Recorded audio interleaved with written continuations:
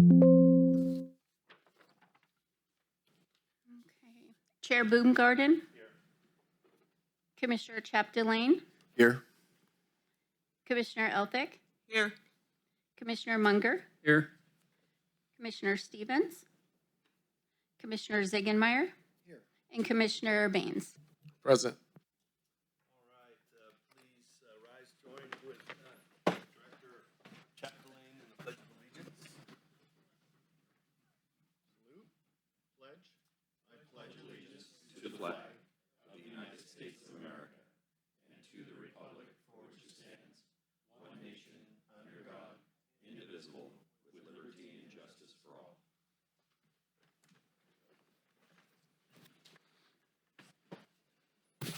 All right, item number 2 is the approval of the agenda. And any pleasure of the commissioners? I move to approve the agenda. We have a motion and a second to approve the agenda. All those in favor signify by saying aye. Aye. Any opposed? Hearing none, the agenda is approved. Item number 3, election of a vice chairperson for calendar year 2025. I'd like to go ahead and open that up for nominations.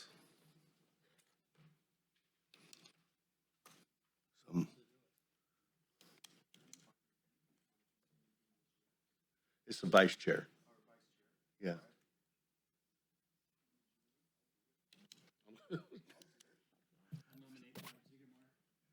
Second. All right, I have a nomination for Commissioner Ziegenmeier. All those in favor signify by saying aye. Aye. Any opposed?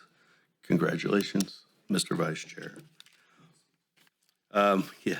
Public comment. Members of the public are invited to address the commission on any matter of interest to the public that is not on the agenda for a period of time to not exceed 5 minutes. Pursuant to the Brown Act, the commission cannot take any action on items not listed on the posted agenda, but may add to a future agenda matters brought up under the public comments for appropriate action at a future meeting.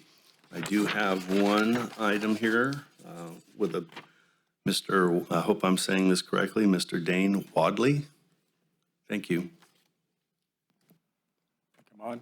Commission, can you guys hear me okay? All right, sounds Yes. good. Well, good afternoon again. My name is Dane Wadley. I'm a field coordinator with the California Special Districts Association. So I just wanted to come by.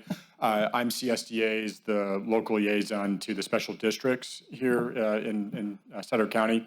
And was talking with staff a little bit earlier, but we, across the state, obviously CSDA and certainly special districts, as you know, do a lot of work with LAFCOs.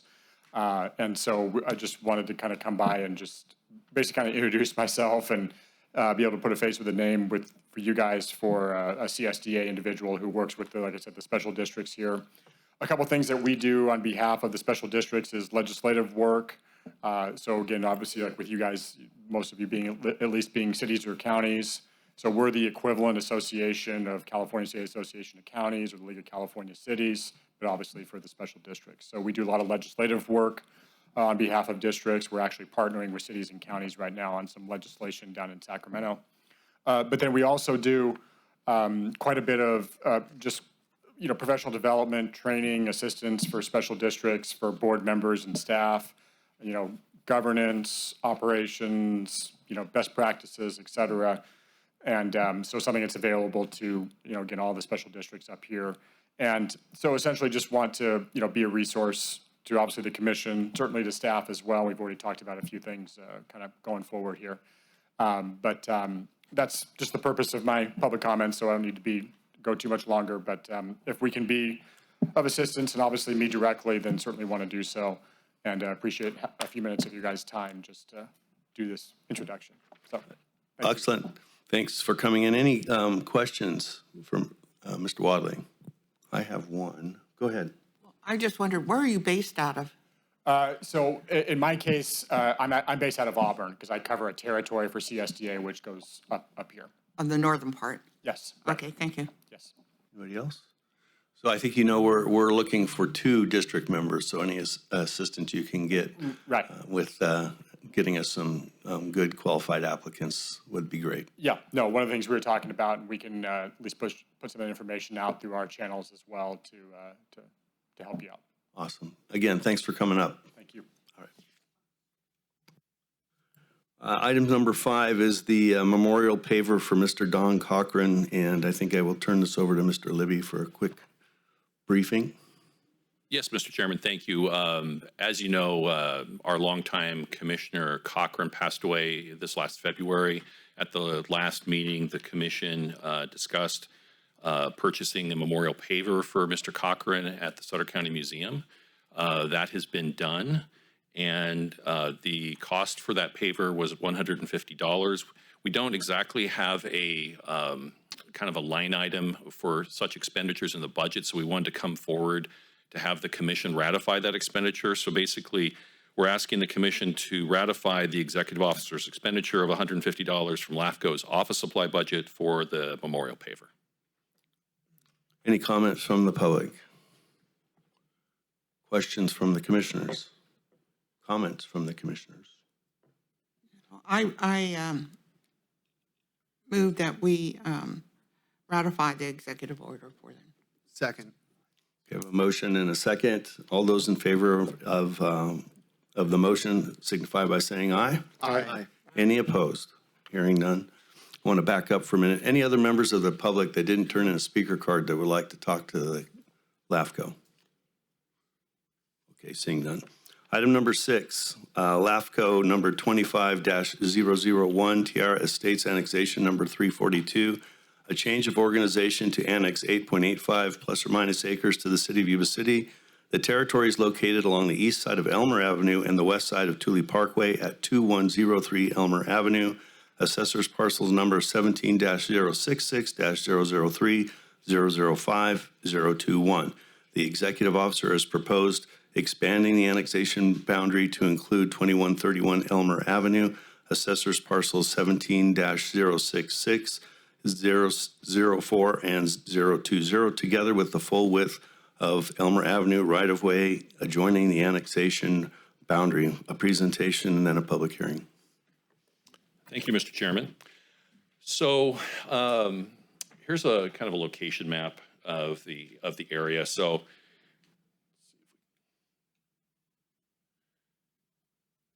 basically, this area is in northwest Yuba City. You have Butte House Road, you have Tierra Buena Road. I think you can start to see a little bit of the Tierra Buena Temple up in this corner. We have Elmer Avenue, runs north-south, as well as Blevin. The project site is located in this area right here. So LAFCO received a landowner petition asking to annex 8.85 acres to the city. It's kind of a horseshoe-shaped property shown on the map. Address 2103 Elmer Avenue. So to create a more logical city-county boundary, staff has recommended expanding the annexation to include an adjacent parcel, 2131 Elmer Avenue. It's 1.19 acres in size, along with the full-width right-of-way of Elmer Avenue. And I think if you look at the previous slide and you look at the map, and the Elmer Avenue runs here, so this property runs to the center line. And if you could imagine if this were the kind of final annexation boundary, that you would have Yuba City maintaining these two segments, the east half, and then Sutter County having to maintain the west half, but then the full width in that section there. It just doesn't make a lot of sense. It's not efficient. So staff has proposed to kind of square that off, and then all of that roadway shown would be then maintained by Yuba City. So under the State Subdivision Map Act, it allows a city to process and conditionally approve a subdivision prior to annexation. And in this case, the property owner did do that and received approval of a 31-lot single-family residential subdivision. Here's a layout of that map.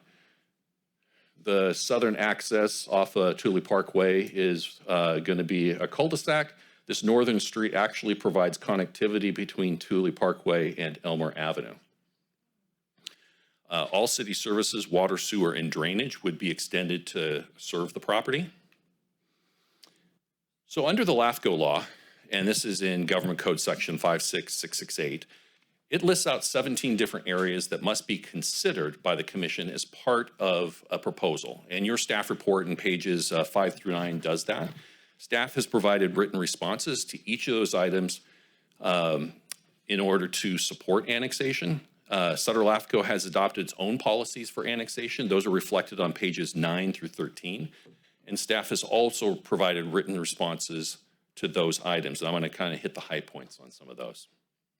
And first is compliance with applicable plans. And I think this one's important because if you were to go to the county and you look at the county general plan map, it would show that this property is general planned, low density residential, 2 to 8 dwelling units to the acre. Well, since 2004, Yuba City has applied a general plan designation similarly, 2 to 8 dwelling units an acre. So this property has been designed to urbanize for quite some time, whether you're in the county or whether you're in the city. Now, the county currently applies a zoning of what's called R1A, which is a single-family residential, but it does, when you have some larger parcels, allow some agricultural activities. Yuba City has applied a pre-annexation zoning of R1, so single-family residential. Also think it's important to recognize that this area has been within Yuba City's existing sphere of influence since the 1980s. One of the things LAFCO considers is service changes. How will it affect the property that's in the annexation area if it is in fact approved? There's no change to who's going to serve for schools, Yuba City Unified School District. Fire protection, it's important to note that Yuba City actually already provides fire protection to this area through a contract with County Service Area G, so there will be no change for fire services as a result of annexation. General government will change from Sutter County to Yuba City. Law enforcement will change from the Sheriff's Department to Yuba City Police Department. Off-site drainage and flood control will not change. Water and wastewater. So currently, if you own this property, because the county is not in the urban business typically, it can only develop with on-site individual well and septic systems. However, Yuba City can provide its municipal water and wastewater systems. Yuba City would oversee new street lighting in the area. Currently, roads are overseen by both Sutter County and Yuba City, but as far as within the annexation area and adjoining, Yuba City would then take over road maintenance. No changes to garbage service and emergency services, really no change. Tax exchange. This is something that always comes up as part of annexation. So the county and Yuba City have had a master agreement in place since the year 2000. The County Auditor Controller's Office breaks down how the tax that will be subject to exchange for an annexation area. This is something that LAFCO coordinates. We coordinate with them. And so the county's portion of the 1% property tax for the annexation area, so this is the horseshoe-shaped piece, is $626, and there's also a special road property tax of $31. So under the master agreement, the city would receive 100% of those road property taxes and then 45% of the base revenue property tax.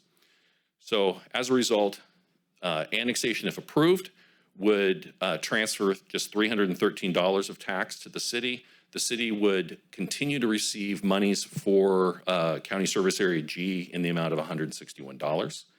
Now, I should note that these calculations don't include the additional property of 2131 Elmer Avenue.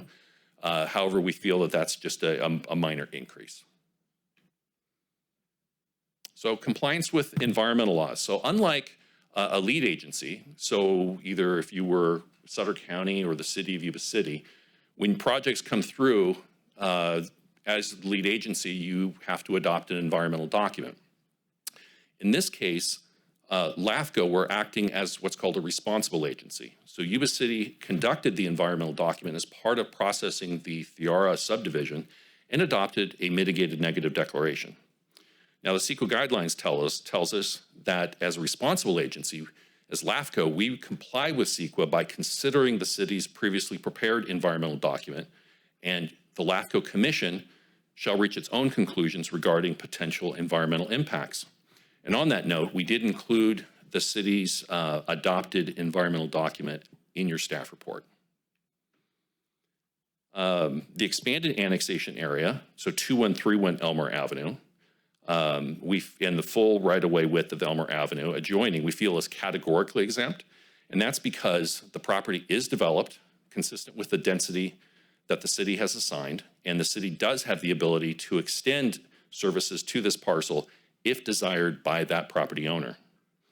So staff recommends the commission consider the environmental document prepared by Yuba City and make determinations the expanded annexation is exempt from environmental review, and direct staff to file a notice of determination. That is included in the resolution that's proposed before you.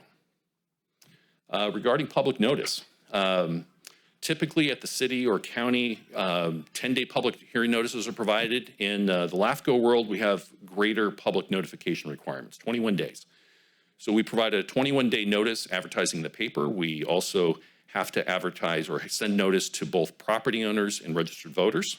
We try to consolidate so people don't receive 5 different notices sometimes. So we try the best, but we want to make sure that people still receive notice. So if anyone received multiple notices, I apologize.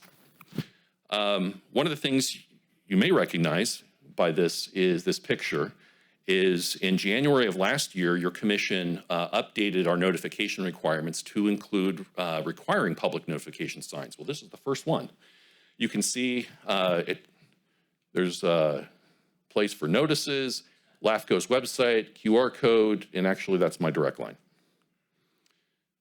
So 2 of these were put up, one at the intersection of Bradley Estates Drive and Thule Parkway, as well as one on Elmer Avenue. We did receive a letter of support from Yuba City that was included as attachment 3 to your staff report. Now, we haven't received any written comments from either the public, this could be neighbors, residents, or other agencies regarding the proposal, but in the last couple days, we have received a couple phone calls. So under the LAFCO law, there is an opportunity to waive what's called the protest hearing, or the technical term is conducting authority proceedings. There's a statutory section. We have to do certain things. If written opposition by property owners or registered voters within the annexation area are not received before the conclusion of the public hearing, your commission has the ability to waive the protest hearing. And so at this point, we haven't received any.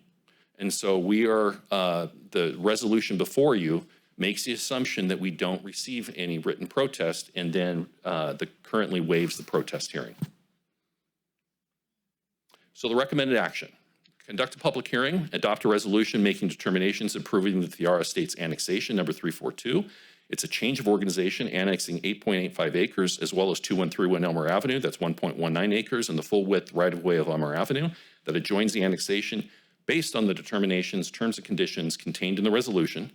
And I think we have representation today from the city, and I don't see any representation currently from the applicant at this point. But that would conclude my comments unless you have any questions. Thank you, Mr. Libby. Any questions for Mr. Libby before we open up the public hearing? Well, I have a couple.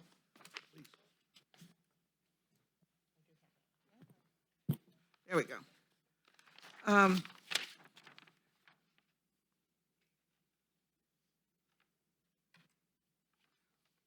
One thing is that on the traffic that you showed on the environmental report. Now, that was the city of Yuba City doing the environmental report, That's correct. which I find sort of contradictory because they want this annexation and they wrote the report. But I would just correct one point. Yeah. So the city doesn't prepare the traffic study. The traffic study was prepared by an independent third party. but the declaration, the mitigating declaration. Yes, as That's part of, done by yeah, the city. they have to adopt the environmental document, Right. but it wasn't independent. So by the consultant. independent person who, or company who did the traffic report showed that we have an LOS, level of service, of D and F. And F is like when you're in school, means failure. A D is really close to failure, So I'm asking just in general to the council, to you, why would we ascertain that that's not going to be a problem? It already is a problem in Yuba City.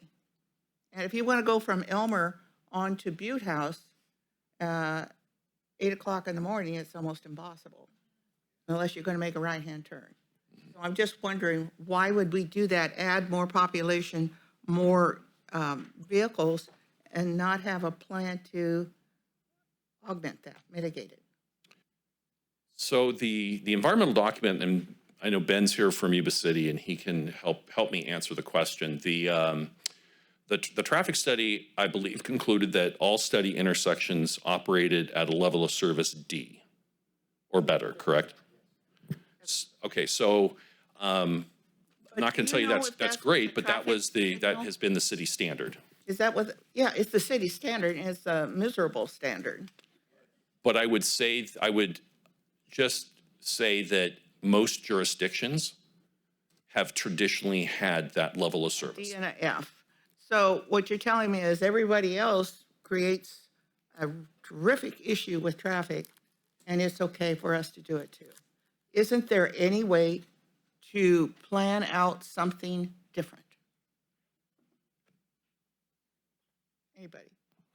So I'd be happy to jump in. And so Ben Moody, Public Works Development Services Director for the City of Yuba City. So absolutely, there's different intersections that have been analyzed with this, and some were at B, some were at C, and some were at D, like you said, in the evening at Blevin and Butte House. It's currently at D, and with this project, it remains at D. That's the level of service that's acceptable? I would say, yes, there is a plan. The city has a recently adopted traffic model, a general plan. We collect impact fees for the ultimate build out of the city and the plan, but it happens in increments. And so what's beneficial with this project is it will add an opening to Elmer. And so there will be an option for cars to now go west and south. And then they'll pay impact fees that ultimately go towards the development of Thule Parkway. I'm very familiar with impact fees, and I understand that. It's a very long process before you get enough money to do anything about it. So I'm asking, why does the city accept that? You just said it's acceptable. A D is acceptable, and F is acceptable. That's what this environmental F is report. not acceptable. There's a level of D is the minimum. Well, there's some on here that says F.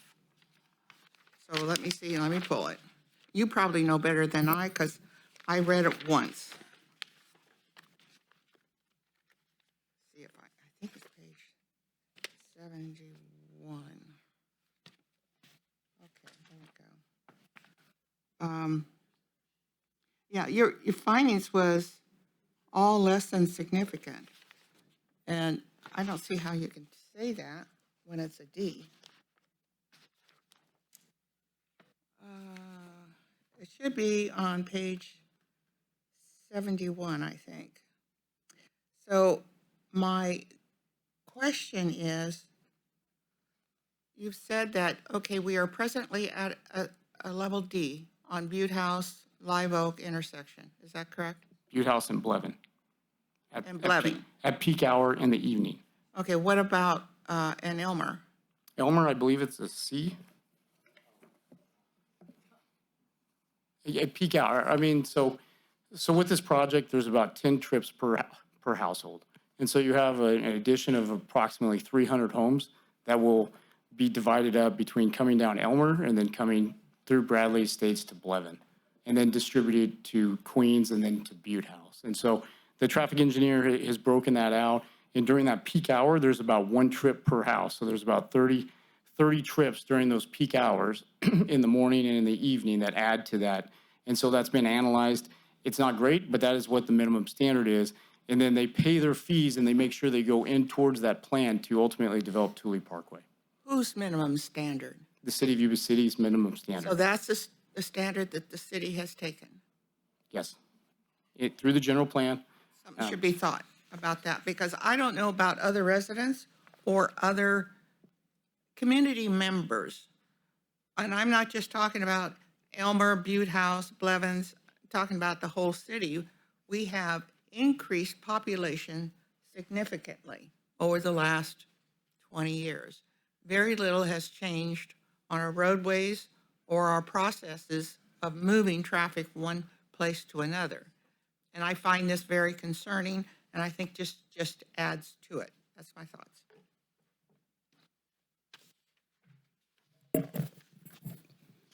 Commissioner Elphick, was that all your questions, or did you Well, I have may more? find a few more here, but Okay. I do want to say You can this. come back to you. Yeah, at a loss, on a loss, or LOSD in traffic, indicates a level where speeds start to decrease as traffic volume increases and drivers experience reduced freedom to maneuver and comfort. It's characterized by high density but stable flow, and any small increase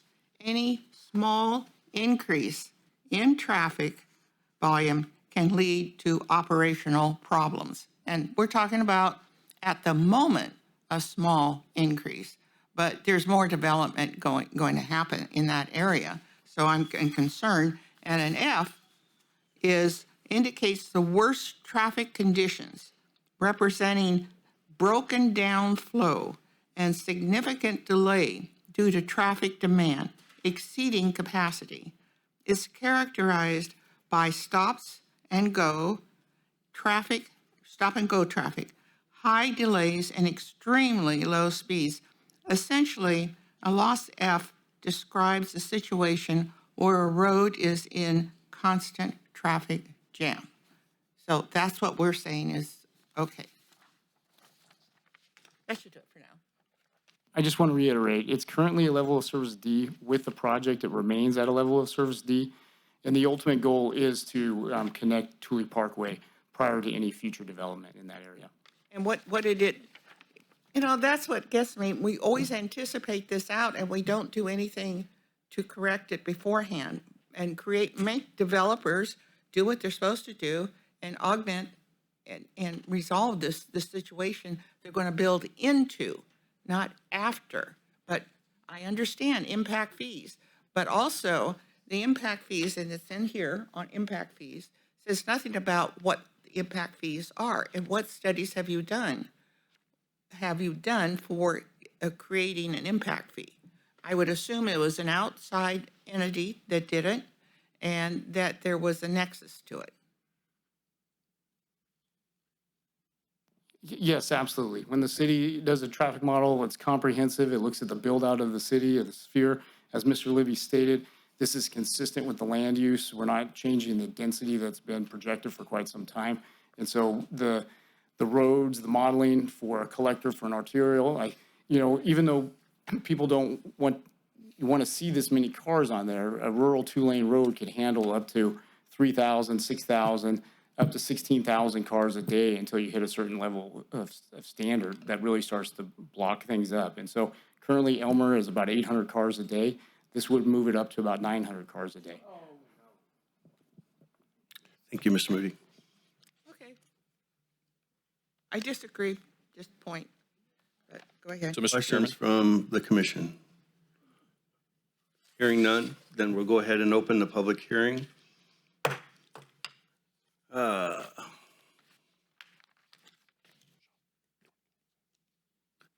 I do have speaker cards. There's no particular order. I hope I'm pronouncing the name right here. Mr. Bob Buki? Sure. Mr. Danny Au? Oh?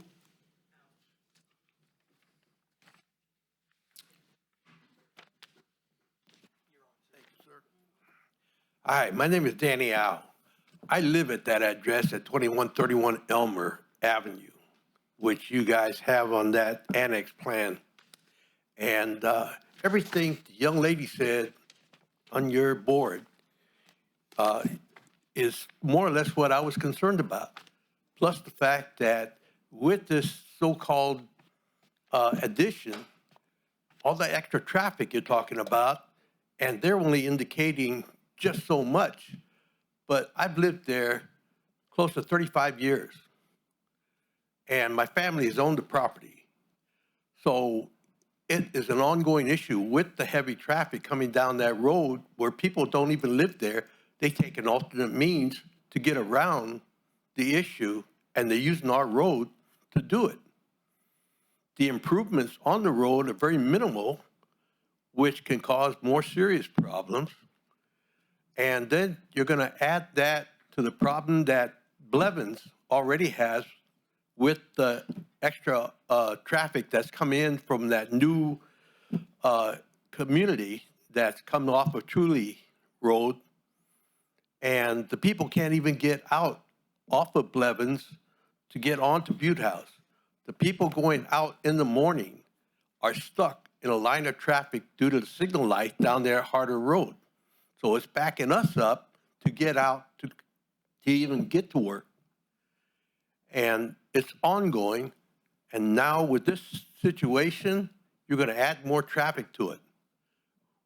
Like the young lady said, these, what was it you were indicating, something about the additional Minimal traffic or the Right. loss ratings? right. The all that. DNF, yeah. We haven't seen it. And 20 years ago, Harder Road was supposed to run an extension all the way throughout to go out to Pease Road. That never happened. All of a sudden, the property was taken away, and you built a whole new community back there, not even addressing the situation that we needed a thoroughfare to get out of Harder Road to go out to Pease Road a little bit easier than to have to zigzag around the community in regards to getting out to your Pease Road. So in overall, all you're doing is you're saying the extension on that property is the one you want to widen or whatever you're going to do to it, but the rest of the road is still county. So I don't see any help in regards to that situation, but to annex my property into the situation, what do I get out of it? I don't get anything out of it. I live out in the country, and it's always been that way for over 60 years.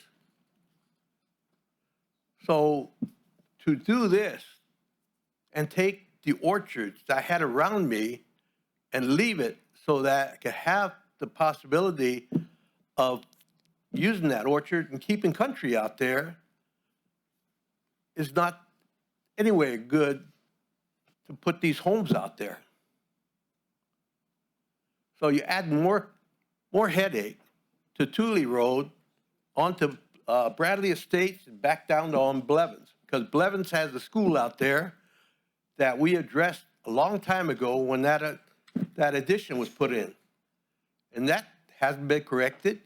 Now you're going to bring us out to Butte House Road, and you already got one signal light at Harder and Butte House. Blevins is up the street. You're going to do add another signal light up there so you can get through? Because nobody can get through anymore without having the backup traffic from here or from Harder Road clear back to Hooper, which is the next stop sign. And then beyond that, clear out the Sutter. Just adding more congestion to the overall situation. That's what I'd like to say. Thank you. Thank you for your comments. Next up, I have Mr. William Cahill.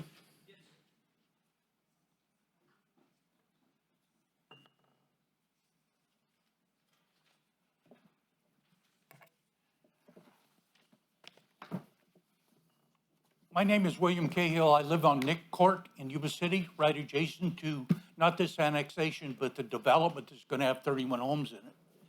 My concern is traffic mitigation. I've been in traffic mitigation for 31 plus years, and the council, the city, and the county aren't addressing the problem we have today. The problem we have today, before you annex anything, is that on Blevin, at Bradley Estates is a stop sign. I went out yesterday to go to the doctor's office, 2 o'clock in the afternoon, and there's 14 cars lined up that won't move because their parents picking their kids up. They won't move until they can get into the school parking lot. a truck pulled out to pass 14 cars and head on at me. So before you do something, I would ask the council, that intersection is an F. Elmer and Butte House and Blevin and Butte House were addressed in the environmental report. Nothing was said about Blevin around the school. So your study is not conclusive. It doesn't address the issue we have today. So cars on Blevin back up. I can't even get out unless I go down to Heidi and go to Pease and around to Stabler to get to town. Should I have to do that? I don't think so. I think that this should have been addressed a long time. I talked to Mr. Moody, I believe it is, this gentleman, when we first moved in 6.5 years ago because of an island that was put on at the end of Nick Court that forces you left or right, and people were going on the wrong side of the road. His comments to me 7 years ago was 15 to 20 years before Thule is punched out. The environmental report says 10. Do we have to suffer with an issue for 10 more years? And if you annex it, it's going to compound. So I'm asking the council or whoever, city, county, address what we have today before you do anything. Thank you for your time. Thank you. Mr. Mike Smith.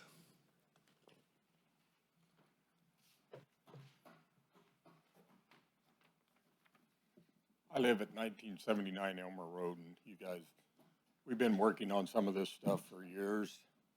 One of the, I've been in several of these meetings where Mr. Mooney, City Council, and whatever says there's not going to be a street light or anything going from Elmer across Butte House. There is an intersection there now where sooner or later there's going to be traffic going through that.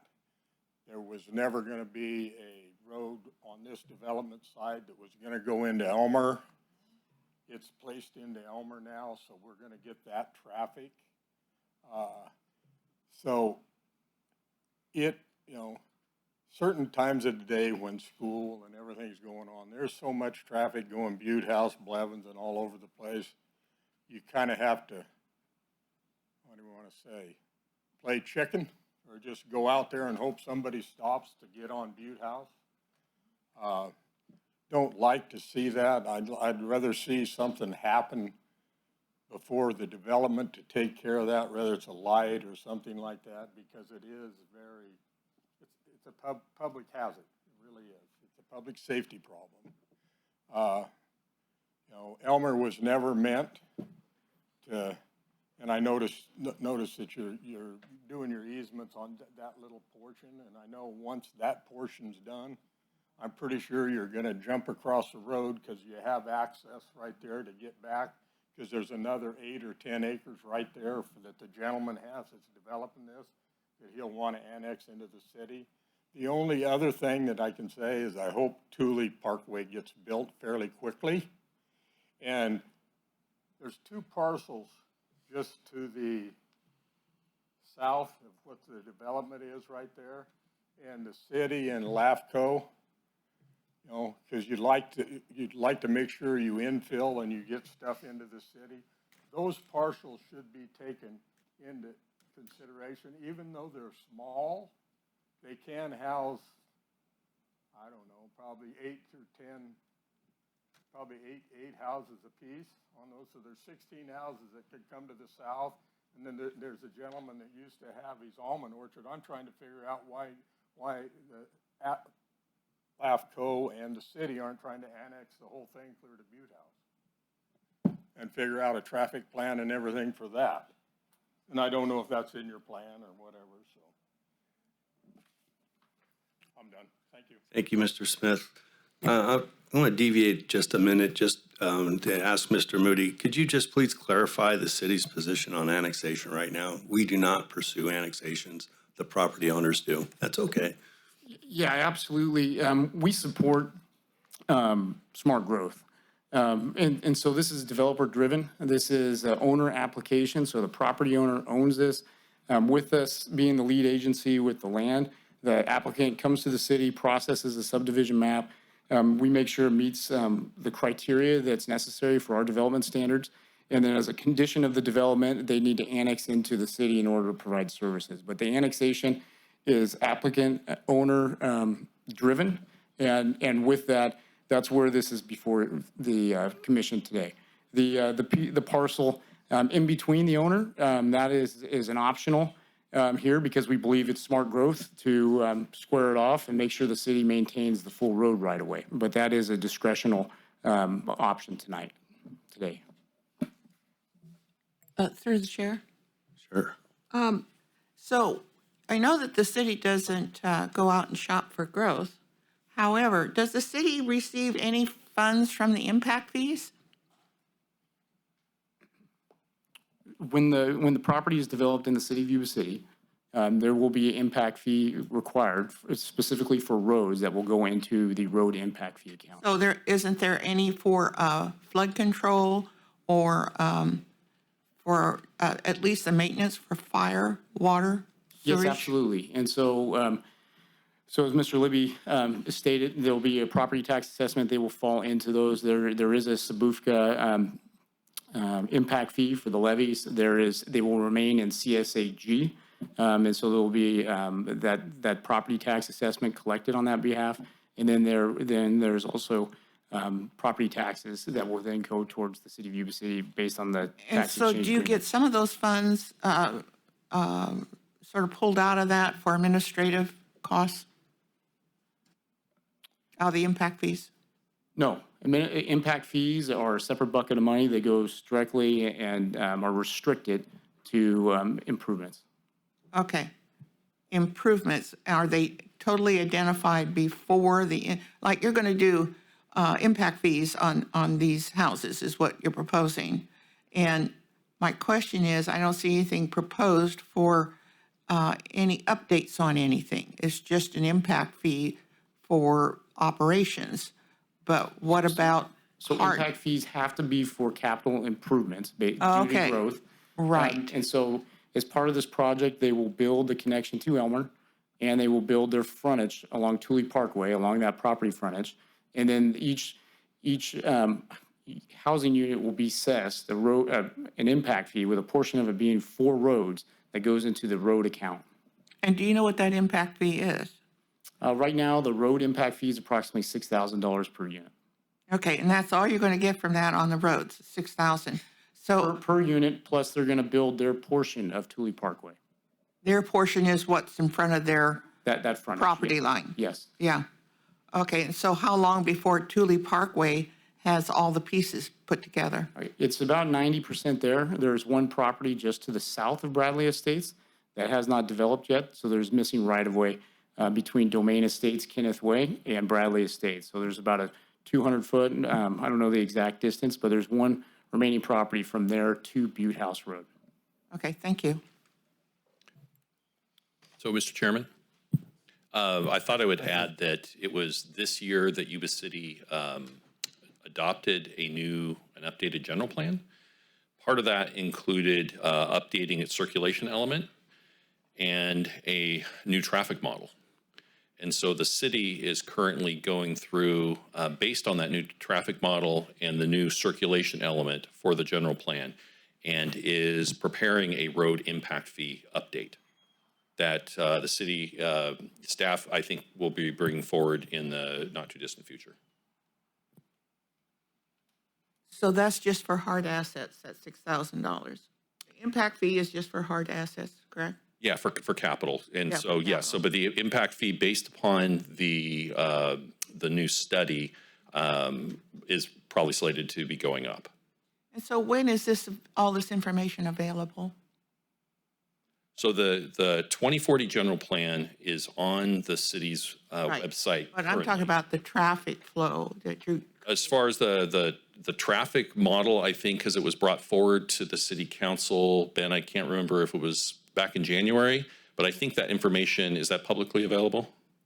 Yes, absolutely. it is, what is it, on your on the Yeah, I web? believe it's under the technical documents on the Public Works side, and it's memorialized under the agendas. So on that, is there a projection of when this traffic flow would be done? Or does it have to establish a build-out? Of There's no some sort. timeline established with the impact fees. Is that what you're saying? Yeah, well, I just mean, want there's to, definitely council has provided direction that it's a priority in this area to continue to work towards moving Elmer or moving Thule Parkway as the connection to the north. However, at this time, there's not an exact timeline associated with that. okay. But there has been past council direction that with future development, there'd be action to improve Thule Parkway. Okay, thank you. Okay, back to speaker cards. Mr. Bouquet.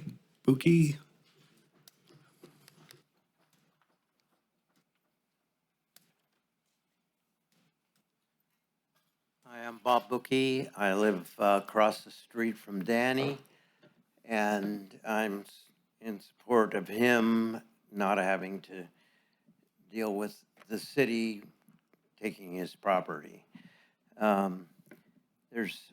The other thing is, there's no maps that I can find that shows where the roads are going to go and how they're going to come out of that subdivision onto Elmer. And is there walls going to be put up there like some of the other ones? There's no information about what you're going to do with this that I can find. I'd like to be able to keep my bees in his place because I'm a beekeeper and I keep them in my house across the street.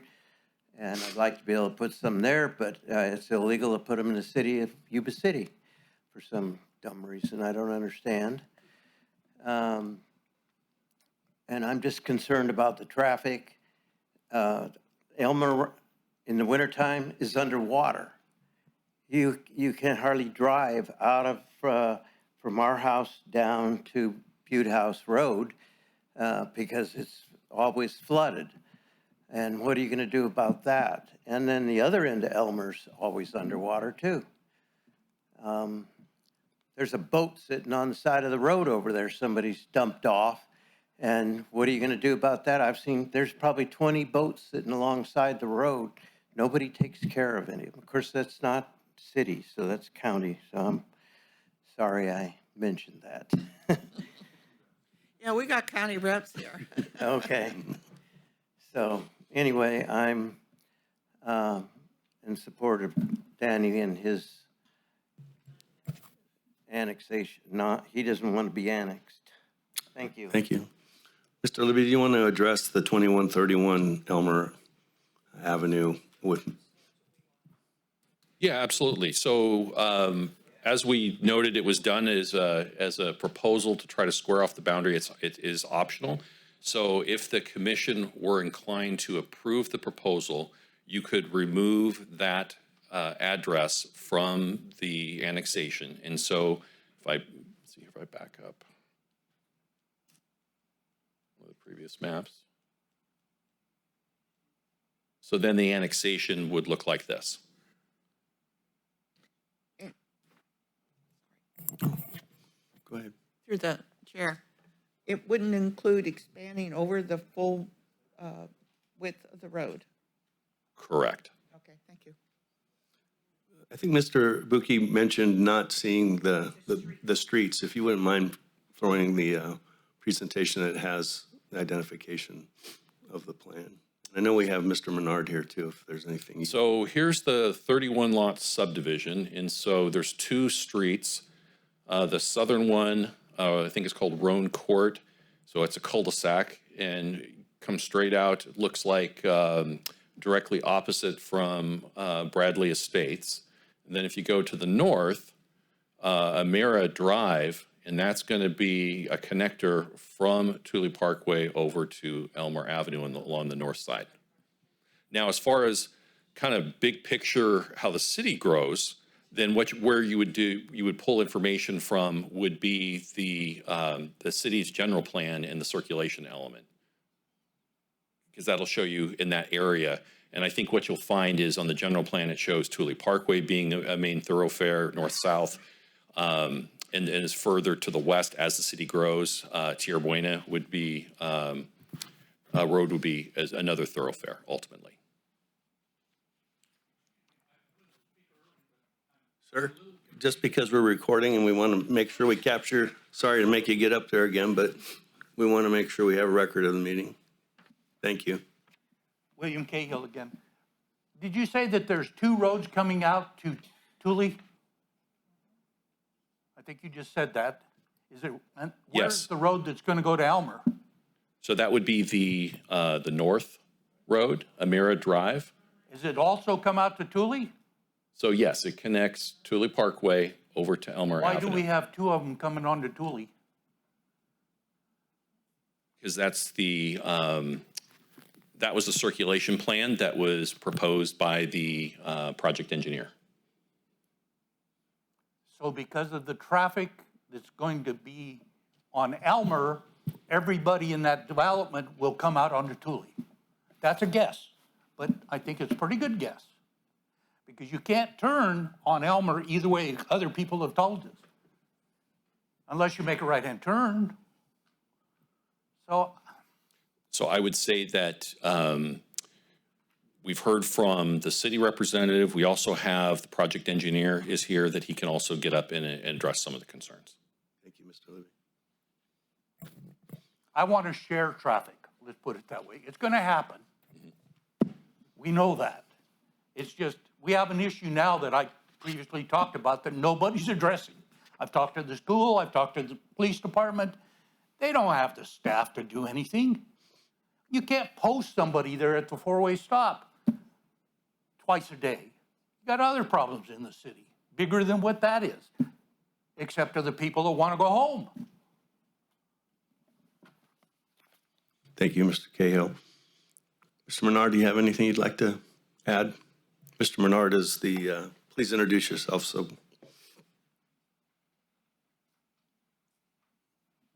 Hello, my name is Sean Menard. I'm with MHM Engineering. I represent Interwest Homes, the developer on the project. This project, it's a little unique. I didn't do the tentative map. When our client purchased this property, it was already entitled with the city, had a set of conditions of approval. If you go back and look at the history of the tentative map, it actually had more lots. So the first thing our developer did, he wanted to build bigger lots, or bigger houses, or bigger lots, bigger lot houses. And so we actually lost some lots. So if you go back and look at the original entitlements, it was for 33 lots. So we actually reduced it to 31 in order to make some bigger lots. And so that was one of the first things we worked on. Since then, we've worked on, got the improvement plans ready. We're ready to proceed to the next step, pending the outcome of this, to go to construction. I was involved in the Valencia subdivision. I think the gentleman said he lives in Nick Court. I was a designer on that. We went through the same conversations on Elmer. I've heard a lot of the concerns, and we try to work with the city to make sure we, address all the concerns and the best we can with using traffic studies and engineering practices. Yeah, there's, going to school, we know, but one of the things I think happened when they added this Valencia Thule subdivision, it added another way around the school site.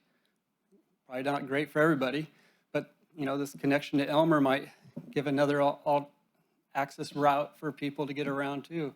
So it also prevents people that are on Elmer to get to the school from having to go out on a Butte House Road. So you can look at it a whole bunch of different ways, but our main thing is our client bought this property. First thing we did is we made sure, looked at all the conditions of approval. One of the things, we've been really tracking the traffic impact fee update that Doug's mentioned. Doug, as Ben mentioned, is currently like $6,000, but we have in our, what we call our performa, about $16,000, because that's where it's most likely is going to be in that $15,000 to $16,000 range. So we've already factored that in. So each house will end up paying around probably in that neighborhood, depending on when they pull their building permit. But it's probably going to be in that $16,000 range, and they're aware of that. And so, we have to stay on top of everything. We checked all the drainage, made sure it worked on this project. The sewer, made sure the sewer worked. So it took a lot of effort to get this project done. And but we know the concerns, and hopefully we address them, and we have our, like I said, our improvement plans have been into the city, got our comments back, so we're ready to roll pending the outcome of this. Thank you. Any questions for Mr. Menard from the commissioners? Seeing none, thank you. Thank you.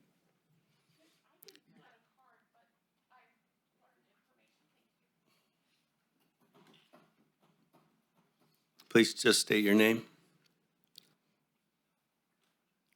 Virginia Smith. I live at 1979 Elmer. Been there for 31 years.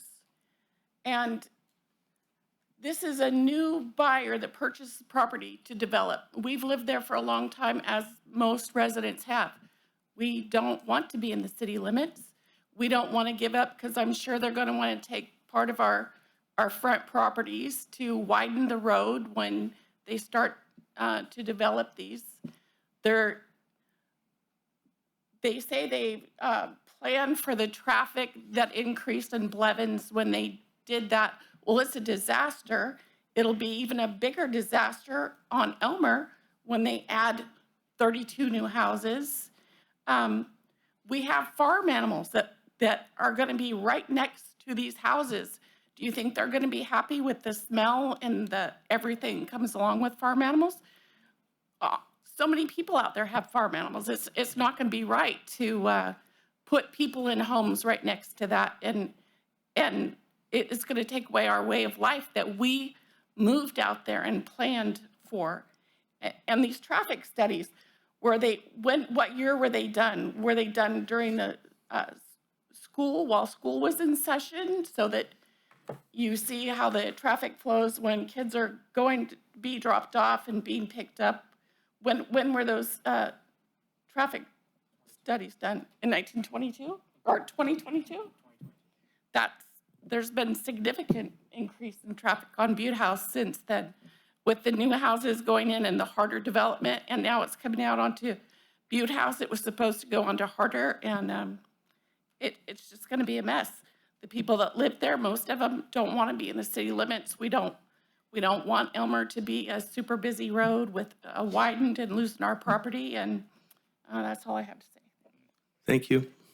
Anybody else before I close the public hearing? That's fine.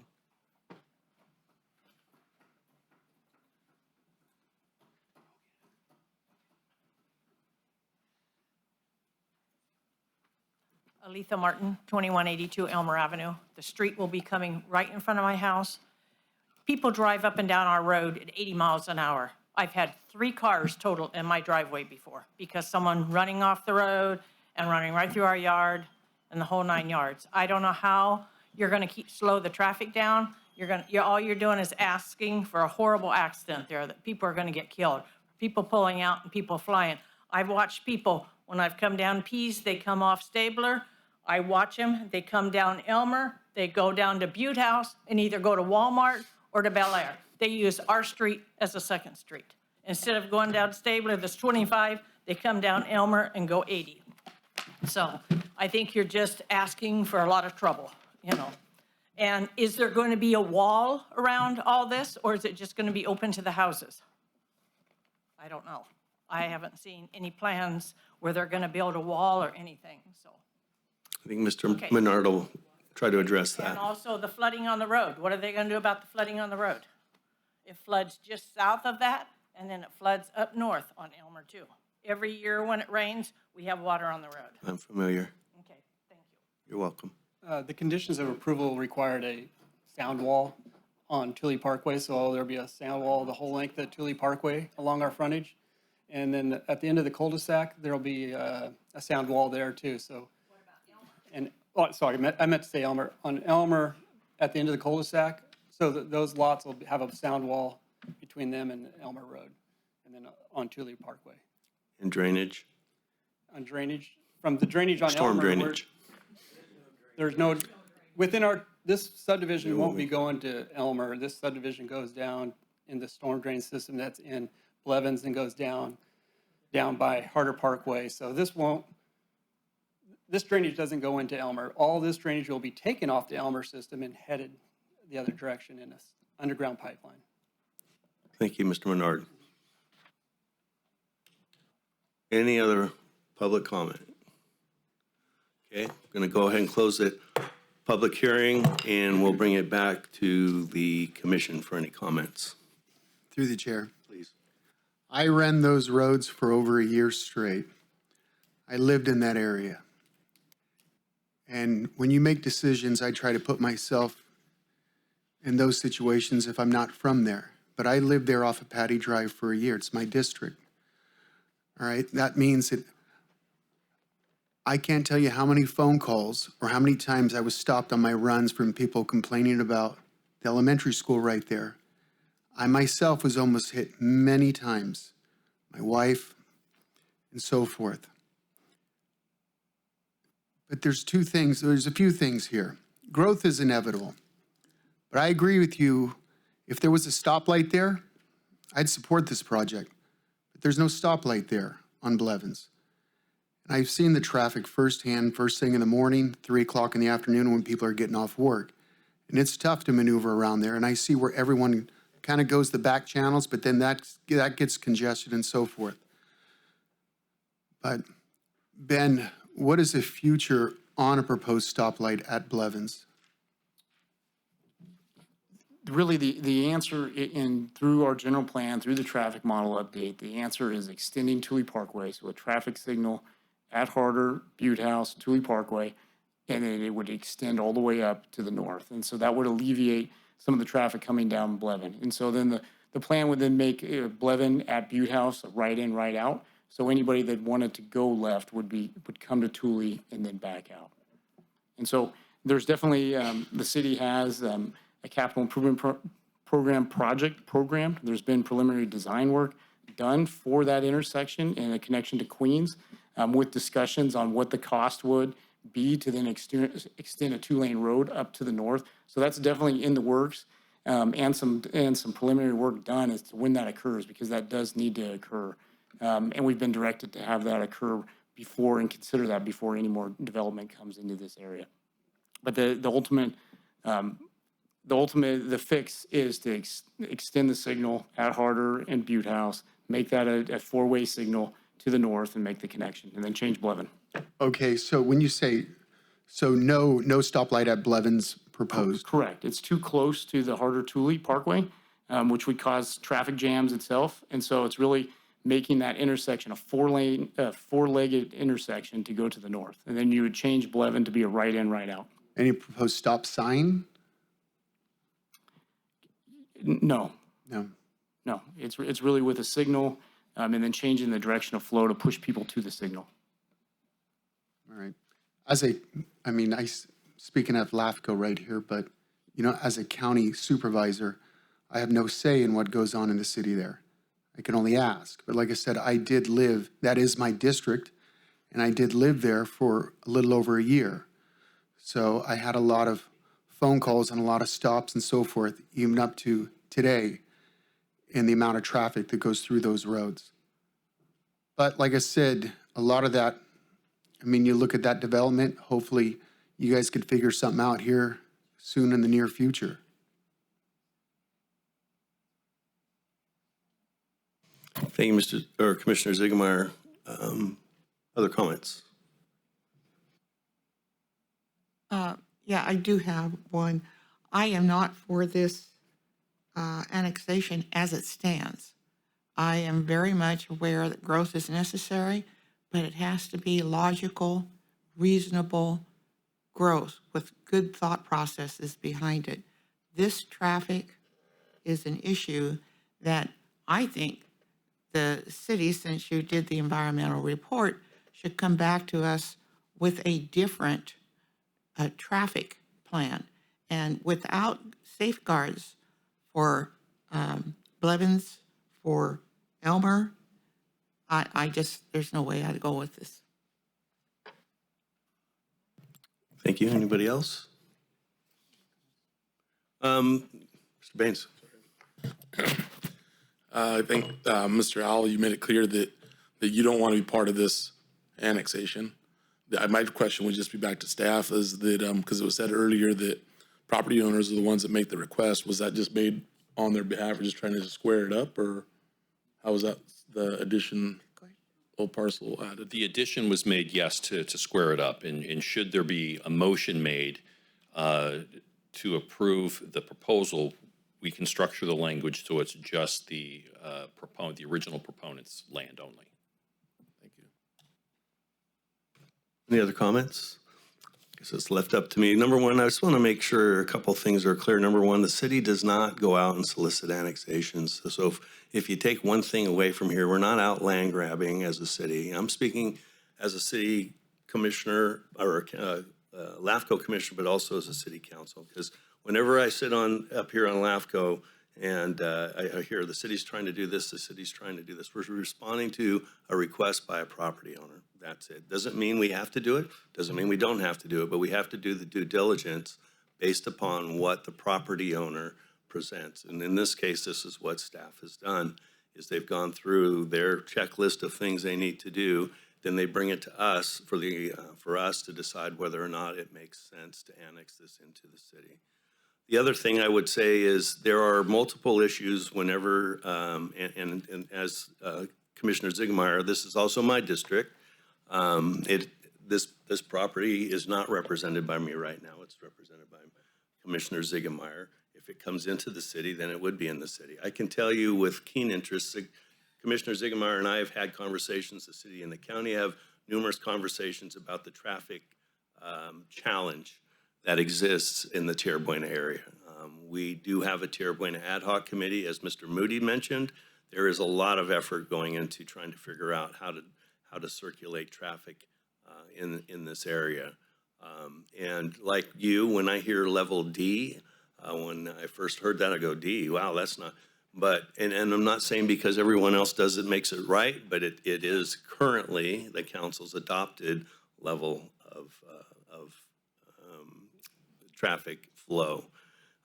Someone else mentioned there are a lot of places in town that have similar bottlenecks, and people have had to reroute around those. I can speak about Peachtree and Queens Avenue. I can go up and down the city, north, south, east, and west, and it's a challenge as the city grows and annexes previously rural or country roads. Then we have to deal with trying to be nimble enough to address those types of bottlenecks. I know there's one at Tierra Buena and Butte House that we're looking at trying to do.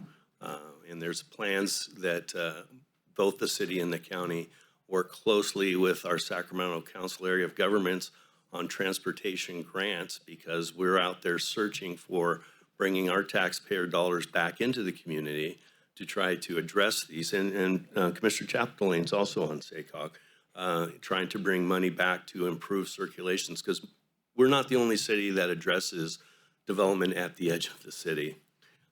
It happens, and then we get into this property rights versus what do we try to do for circulation. As an ex-fire chief, I don't want to have extended response times. I want to make sure that our police and fire folks can get there. At the end of the day, when it comes to these types of projects, I look at them and I say, okay, working with staff like Mr. Moody and Mr. Libby, who I have a high level of confidence in, is what are we going to do to address the ongoing concerns? And from a city council perspective, and I'm not speaking on behalf of the city council, I'm speaking based upon my reflections on our city council discussions, it is top of mind as to do, and it has been represented here, of different methods of moving traffic through and addressing. One last comment is, I can't tell you how much anguish I have with the whole situation on Blevins with the school, but I also need to give you a little backstory, if you're not aware, which is the state can place a school darn near anywhere. And whether you're at Bridge Street School, Butte House, Tierra Buena School, or whatever, there's always going to be traffic around the schools. And believe me, it's not something that I say, hey, that makes it okay. It's just a fact.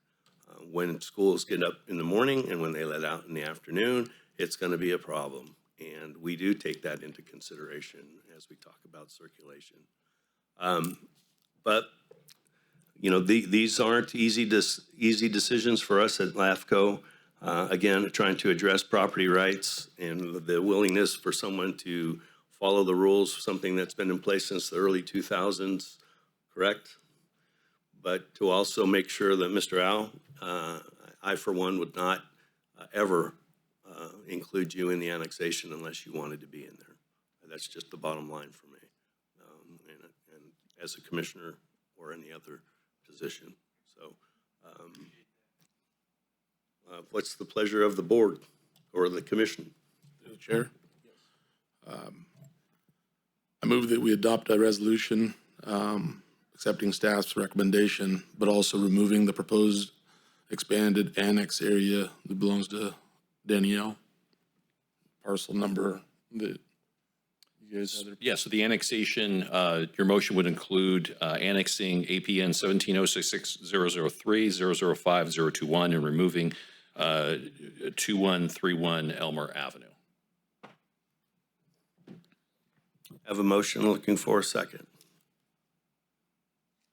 I would like to say that when you're looking at a landowner that is going to develop, and it is his land, and if that's what he wants to do, I'm not against that at all.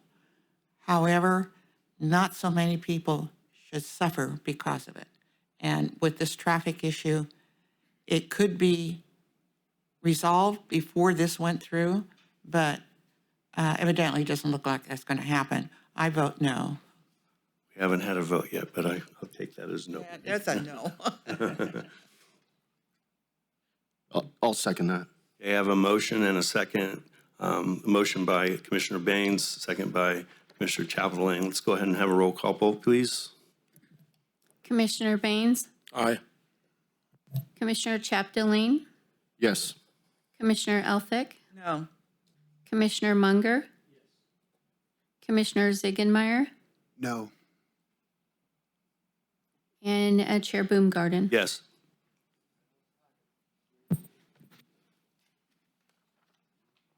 So that is a 4-2 vote. The resolution is approved as amended. Thank you, Mr. Libby. Thanks for the public's comments.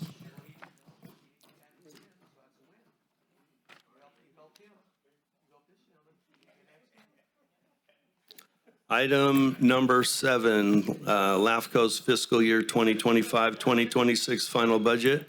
Mr. Libby. Yes, Mr. Chairman, thank you. So we came to LAFCO on March 13th, where you conducted a public hearing and adopted a preliminary budget.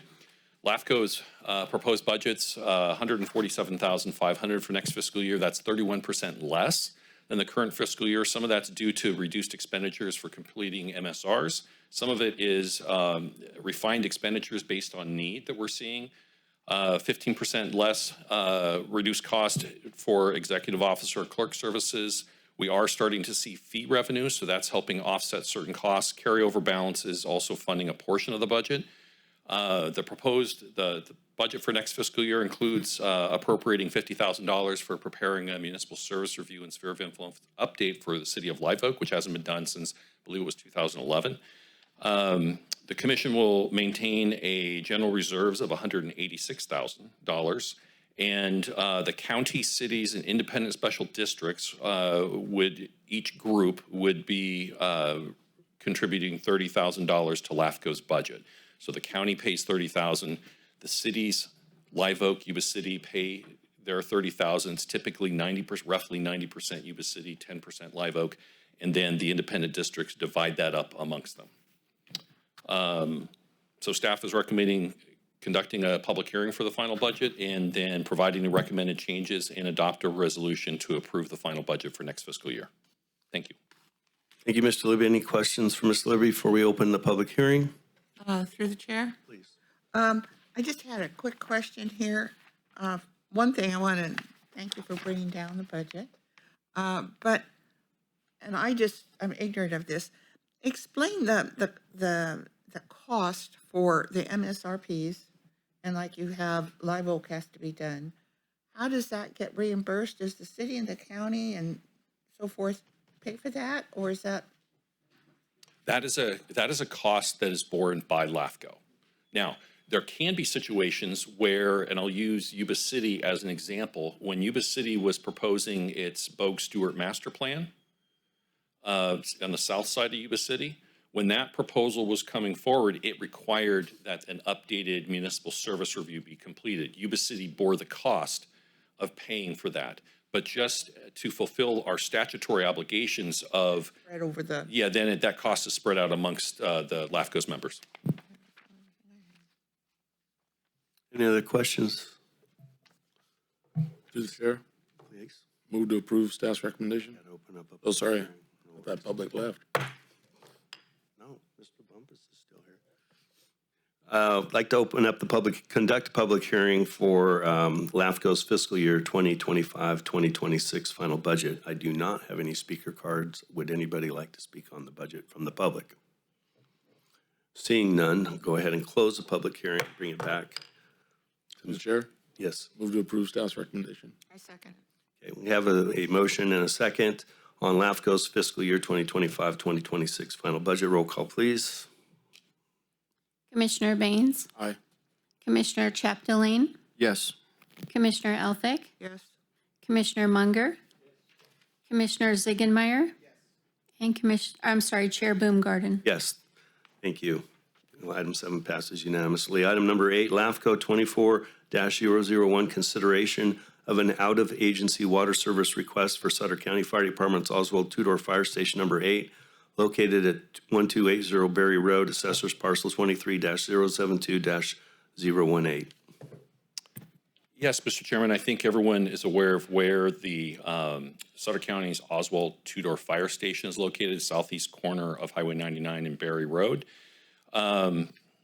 So one of LAFCO's statutory responsibilities is to oversee the location of city and district boundaries. And when there's a desire to go outside of those, LAFCO approval is required.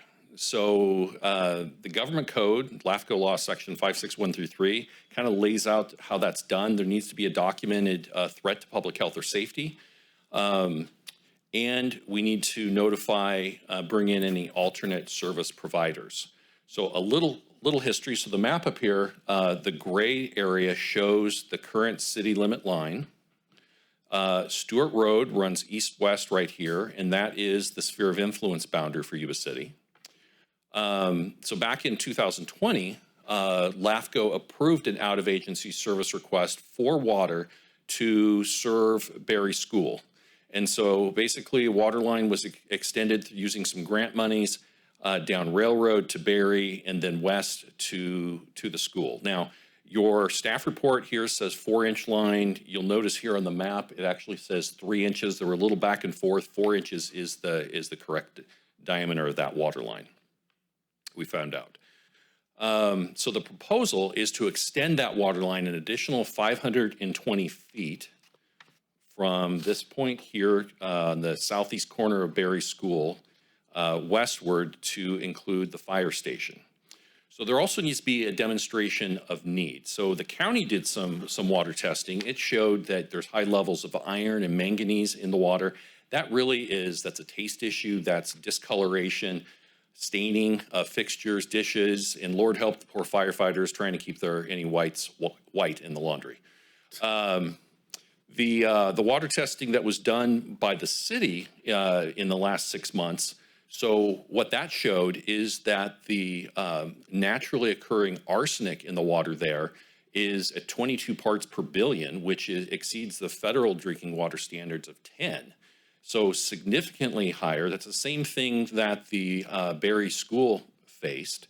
Thankfully, I'm told that the firefighters at this station use bottled water already. So, but to kind of give them a permanent solution, they've submitted this request to LAFCO. So similar to Berry School, it's been found to be cost prohibitive to kind of upgrade the on-site well to address all of these issues.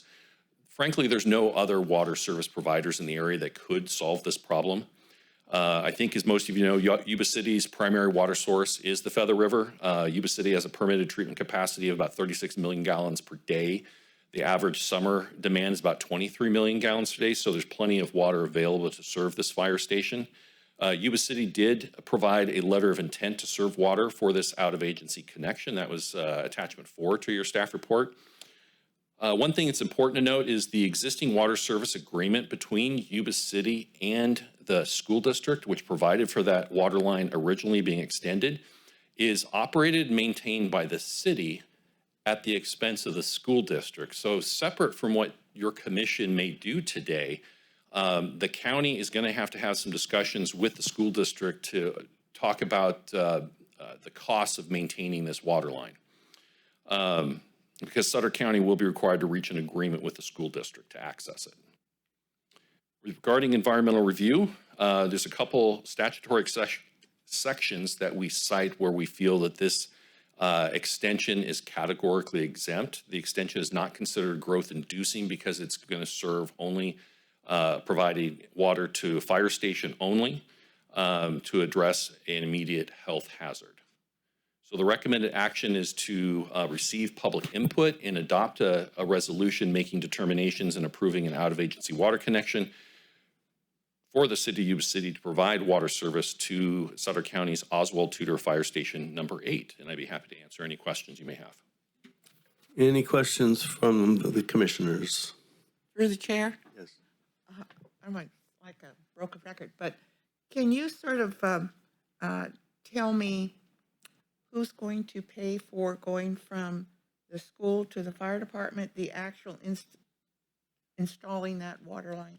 So the county would have to, Sutter County Fire would have to pay for the cost for the extension and the water connection. And then whatever the maintenance is. And the maintenance agreement independent would have to be reached with the school district. And that's agreeable with the county? That's agreeable with the county? Yeah, the county has actually made this request to LAFCO. Good. Any other questions? Okay, any questions or comments from the public? Careful, Manny. Manny Cardoza, Yuba City resident. This is a great thing for, I know Mark and I know, I don't know if the rest of the board knows, but this is a great thing. We finally got the water line out to Berry School. They have, like I said, very high arsenic. The kids have been drinking bottled water for the last 8 years. And when I was on council, we did the approval and it took 8 years to get the project done. But this is a great, and then also that line going out there would be the end of the line. And when water has nowhere else to go, it's gonna get stagnant or whatever. So the guys are gonna have to go out there and they're gonna have to flush the lines out of the fire plug. So now it's being extended to the fire department so they can help fill up their fire trucks that would keep the clean water going, and we wouldn't have to do excess cleaning. The city won't have to do excess flushing and cleaning. But this is a great thing. They got fresh water out there at the fire department. The kids got it.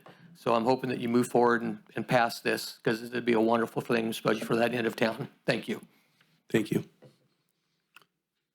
Any other public comment? Hearing none, it's the pleasure of the commission. Move to approve. Okay, I have a motion by Commissioner Baines. I believe the second was by Commissioner Ziegenmeier. All those in favor of item number 9 signify by saying aye. Aye. Aye. Any opposed? Hearing none, number 9 passes unanimously. Oops, that was number 8. Thank you. So number 9, consideration to amend the commission's bylaws and conflict of interest code to update meeting start times from 2 p.m. to 1 p.m., update the authority of the chair to make certain transactions and other changes for consistency with commission practice and state law. Mr. Libby.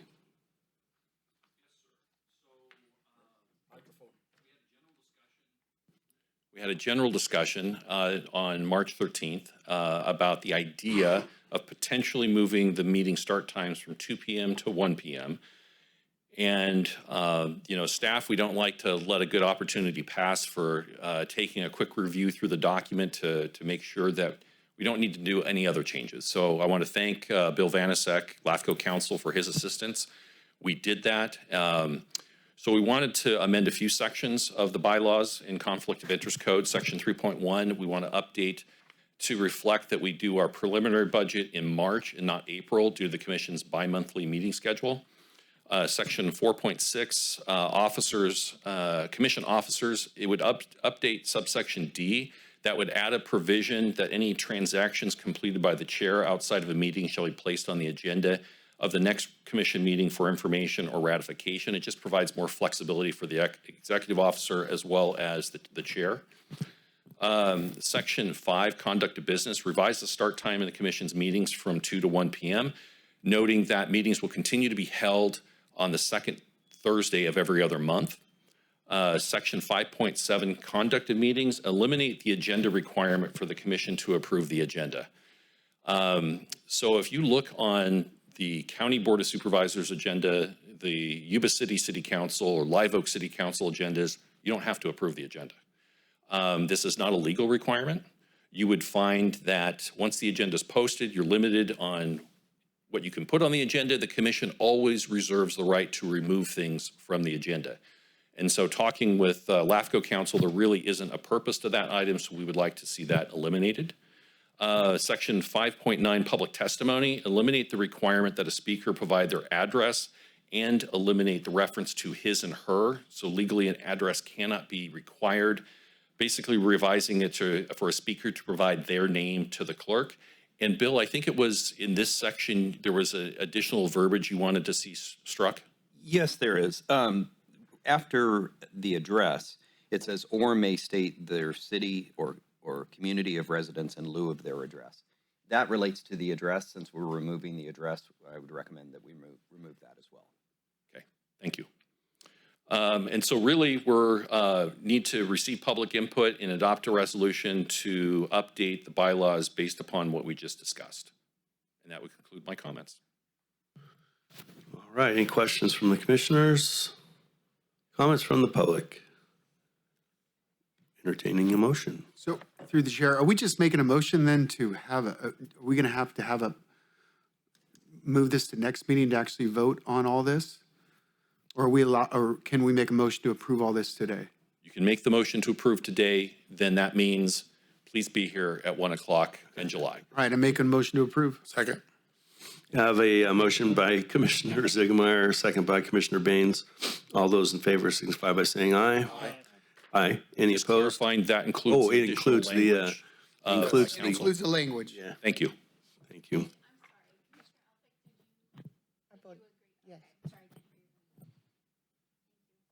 Okay.